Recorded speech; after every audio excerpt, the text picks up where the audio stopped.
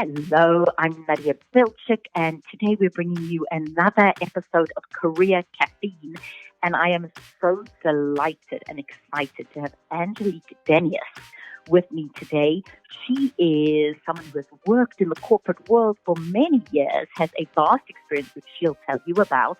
But currently, Angelique is a leadership coach, and she's co-founder of Emerging Leaders of Atlanta, which is helping rising leaders reach their leadership. So, Angelique, just a pleasure to have you here. Thank you, Nadia. I'm excited to be with you and your audience. Exactly. And Angelique, you and I met many years ago when you were still working at Turner. So before you tell us about what you're doing now with Emerging Leaders Atlanta, just introduce yourself, and if you can, share with our listeners just some of your background and how you get to be this extraordinary leadership coach at this point. Well, thank you. Yes. So just in a nutshell, my background from an education standpoint was psychology and industrial organizational psychology. So I always had this bent towards helping others from the get-go. And with industrial organizational psychology, it was really about how do you help organizations just operate while they're firing on all cylinders, with helping people and making sure that people marry up with the needs of the business. So I ended up working in HR right out of college, and I was in HR in corporate America for 20 years.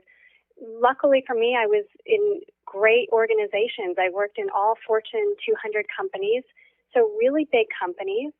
But, sometimes I worked in small parts of the business or parts of the business that were just acquired or parts of the business that were being divested. So I've always had a lot of awareness and understanding for different types of things that happen at different points in one's leadership and one's career. And throughout the course of my 20 years in HR, I was always working and consulting and advising on leadership effectiveness in some capacity. And when you and I met, I was working in the Professional Development Center at Turner Broadcasting, helping bring in the right consultants and the right coaches and the right facilitators to bring our leaders the skills that they needed.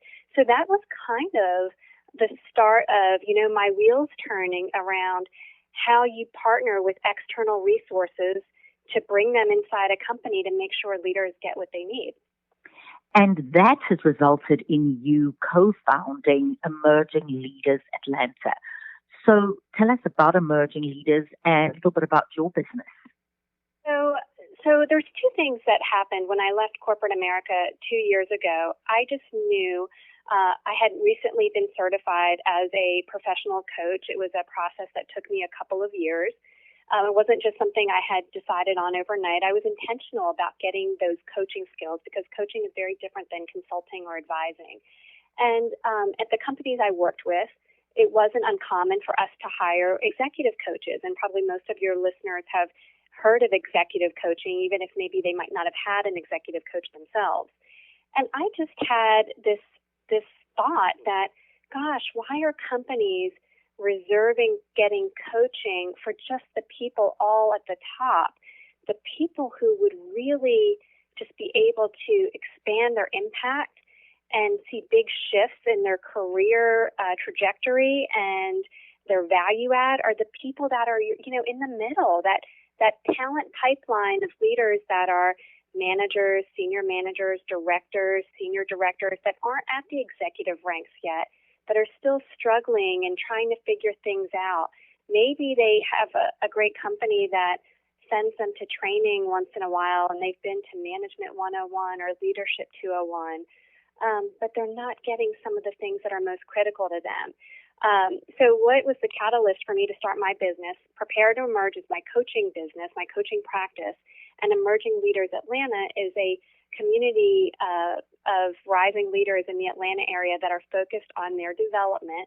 What really got me to, start both of those things was that realization that leaders in the middle aren't getting something that's really important.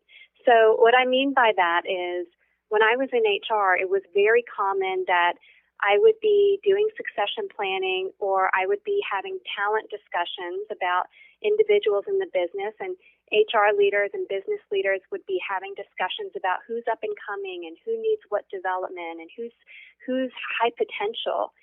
And the things that would get someone on the high potential list or might get them taken off a high potential list or taken off a succession plan were often the things that were not being taught in a Management 101 training class.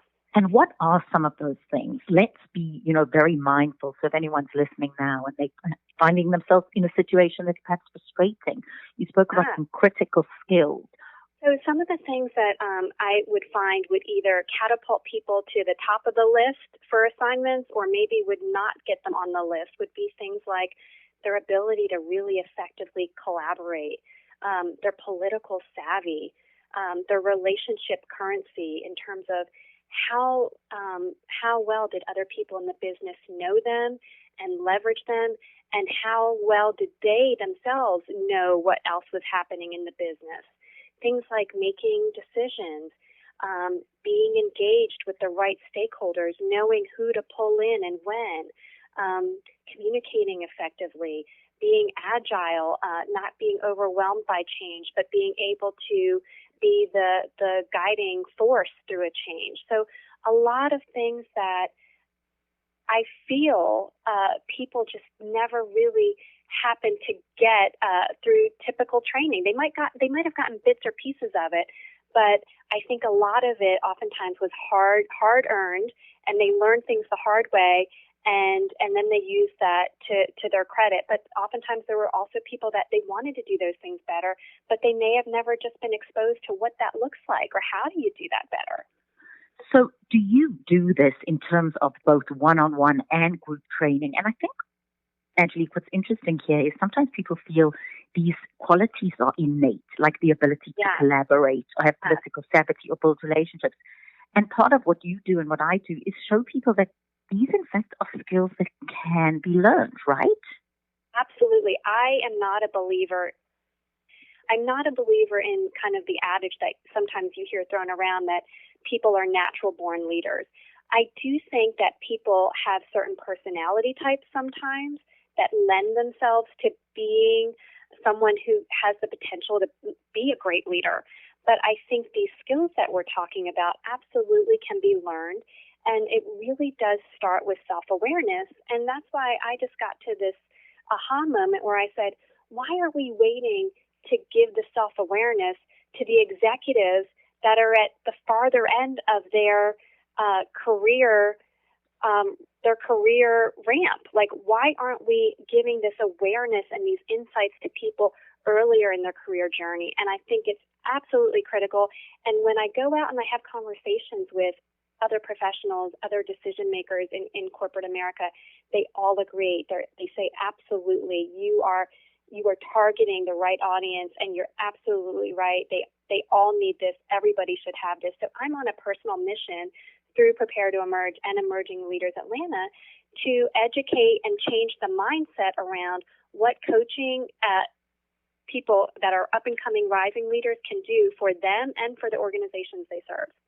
How do you teach somebody political savvy? So let's talk about that for a moment in terms of just understanding nuances, how to navigate a corporation, which you've done so successfully through many. What advice or guidance and just a couple of hardcore tips could you say to somebody who wants to understand what that means, but practically how do you do it?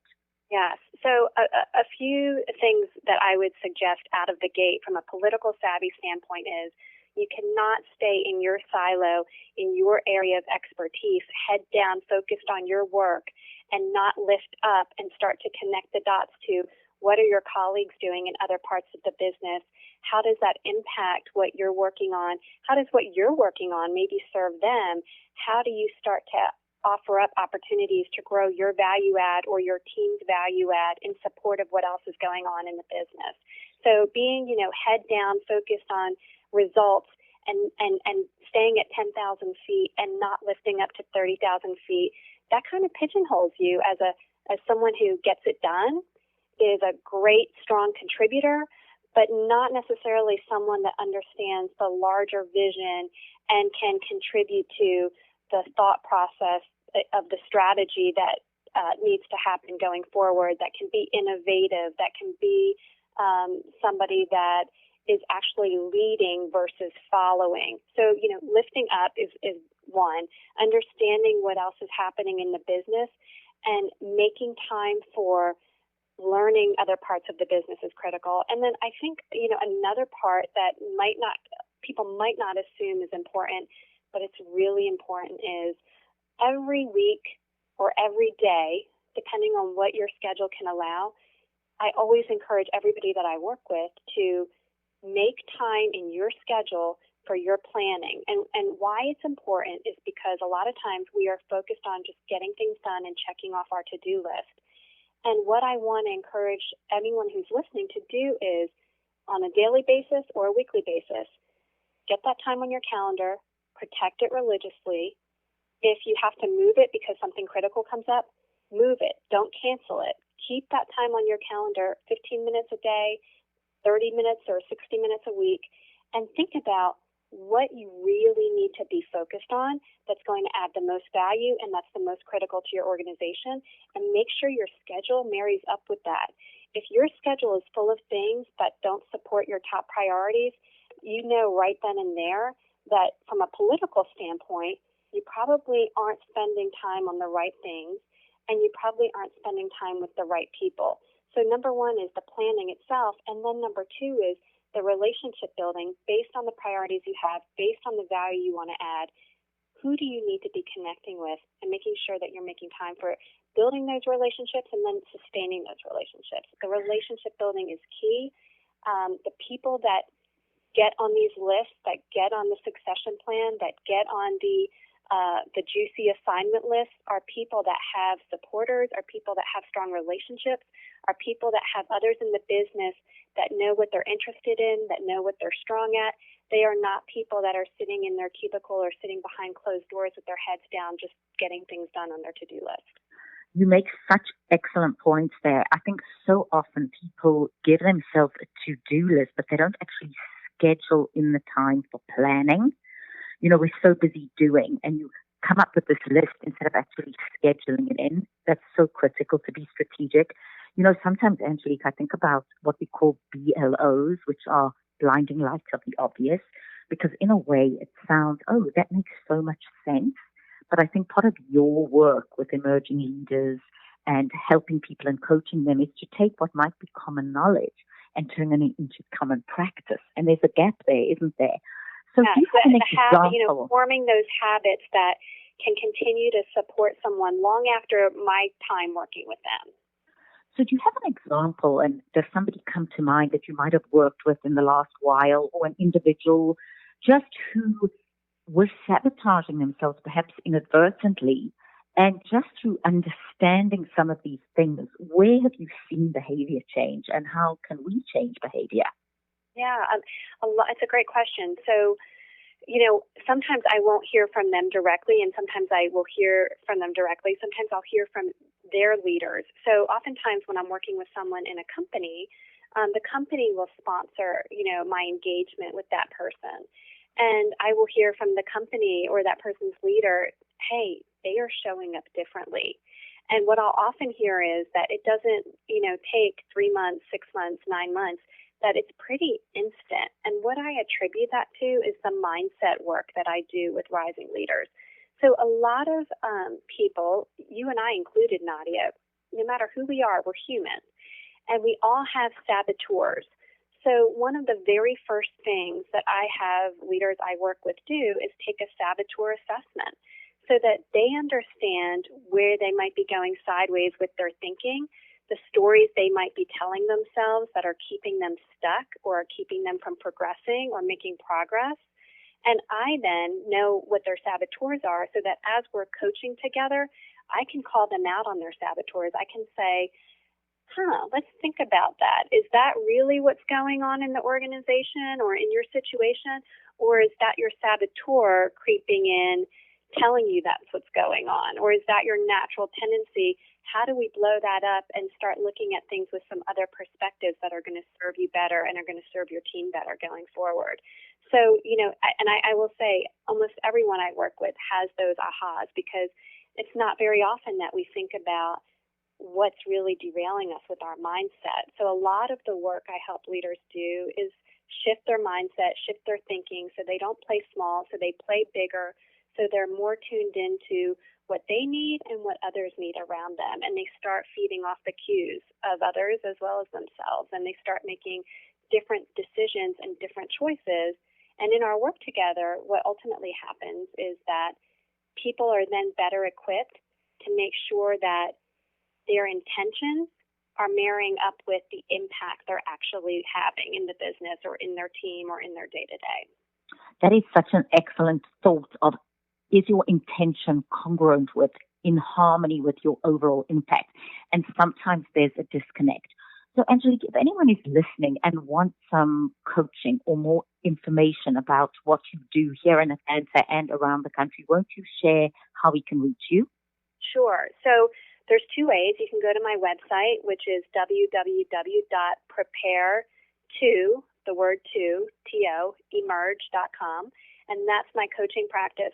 And then also, if you're here in the Atlanta area and you are a leader who's in, or you're about to become a leader and you're in a position where you want to connect with other rising leaders and you want to just gain some insights, you can go to www.emergingleadersatlanta.com. It's free to join our community of rising leaders. We focus on leadership development by having low-cost or no-cost gatherings. We do coffee and coaching. We do cocktails and coaching. We do our Leadership Fuel Facebook Lives once a week where myself and my colleague Jen Baggett do a deep dive on a critical leadership topic every Friday. So feel free to find us there and connect with us that way and join our development group, and we'll look forward to hopefully seeing some new faces in the group. Angelique, I have to ask you one last question, and I know whatever services, whatever organization you are involved in is of the highest standard and quality, but one question as a woman who has two children, and something I certainly get asked a lot, even though my children are a lot older than yours, how are you managing the famous either what we call work-life balance, work-life integration? I know you're married to somebody who's in the also human resources recruiting field. So just any advice or guidance you have to young women, particularly who are having to navigate career and home in the way you are? Yes, so it's a learning. It's a constant learning. One of the things that I'm learning and that I'm definitely encouraging others who are learning this as well is to give yourself some grace. Especially in today's world with social media and everybody posting updates all the time about how fabulous they're doing. There's this instant thought that, oh my gosh, I'm not measuring up. My life is not on track, or my career is not on track, or everything's a hot mess and I'm hiding it well, but I'm feeling the pressures of it. It's, give yourself some grace. And one way that I've learned to do that, and I encourage others to do that, is to have the courage and the confidence to start saying no. That saying no to something is actually very powerful, because when you say no to something, you're actually freeing yourself up to say yes to the things that are most important and that most in line with your goals for yourself and your family. So stop feeling the pressure to take everything on and to have all the balls in the air at once. Give yourself some grace and figure out where you can start maybe saying no, or not now, maybe later. And be okay with that. Be at peace with that, and free up your bandwidth and free up your mind so that you have maybe a little less to have to juggle or a little less to have to integrate. Well, one thing I would love to say yes to is one of your trips to Greece. So I see one of the things Angelique is doing from time to time. If you follow her on Facebook, Angelique Denius, I will put this podcast up with all her details, is trips to Greece where you are doing Prepare to Emerge workshops. Yes. So I'm taking a small group of women, and I'm sorry to all the men out there. Maybe we'll do something co-ed in the future. But I'm taking a small group of women over to a Greek island in the Ionian Sea called Kefalonia. We're going to be there for a week together in July, and it's called the Reemergence Retreat. And it's women that, span, 30 years in age. So people that are at different stages in their life, but it's really the opportunity for them to hit pause in a really beautiful setting immerse themselves as something other than their normal day-to-day environment, and free up their thinking about, what they need to recharge, to relax, to recommit to whatever's next in their career or their life chapter. And then they'll leave that retreat feeling, rejuvenated and re-inspired, with a plan for, what are they going to do when they get back home to really commit to the things that matter and are going to help them be fulfilled and happy in life and in career. Well, Angelique, it has been an absolute pleasure, Angelique Denius, and just look forward to, as I say, accompanying you on one of these trips. What a wonderful place to prepare to emerge on the island, and a Greek island. That sounds superb. And yes, I'd love to be there with you. I have the vision, Nadia. One day we'll have a champagne set toast. And I say to everybody who's listening to this is that for me, your relationship and my relationship is a great example of long-term networking. I first met Angelique many years ago. She actually hired me to do programs for Turner. She was a pleasure and a role model and just someone remarkable to work with. And just staying in touch and keeping the relationship going and saying to people, famously network most when you need it least, but also, be a go-giver as much as a go-getter, which is something you certainly exemplify. So finally, if you want to get hold of Angelique, finally just give us your website once more. Yes, www.preparetoemerge.com or www.emergingleadersatlanta.com. And we'll be joining you for more cocktails and conversation here on Career Caffeine. Thank you, Angelique, and thanks to all of you for listening. Thank you so much, Nadia.